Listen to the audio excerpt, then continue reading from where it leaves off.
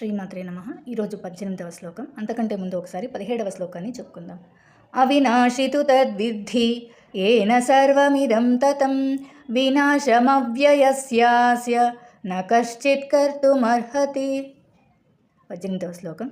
అంతవంత ఇమే దేహాః నిత్యస్యోక్తాః శరీరిణః అనాశినో ప్రమేయస్య తస్మాద్యుధ్యస్వ భారత. అంతవంత అంటే అంతం కలిగినవి, నాశనం ఉండేవి అని. ఇవి దేహాః శరీరాలు, శరీరానికి అంతం ఉండేది అనేసి. నిత్యస్యోక్త ఎప్పటికీ ఉండేదిగా చెప్పబడిన, నిత్య అంటే ఎల్లప్పుడూ ఉండేది. నిత్యస్యోక్త శరీరిణ దేహమునందున్న జీవాత్మ, జీవాత్మ అంటే ఆత్మ అన్నమాట.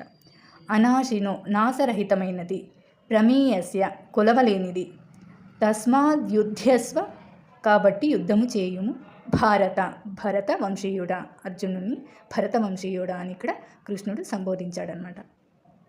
ఈ భౌతిక శరీరం మాత్రమే నశించినది, అందున ఉన్న జీవాత్మ నాశరహితమైనది, కొలవలేనిది మరియు నిత్య శాశ్వతమైనది. కావున ఓ భరత వంశీయుడా యుద్ధము చేయుము అని శ్రీకృష్ణుడు ఇక్కడ అర్జునునికి చెబుతున్నారు.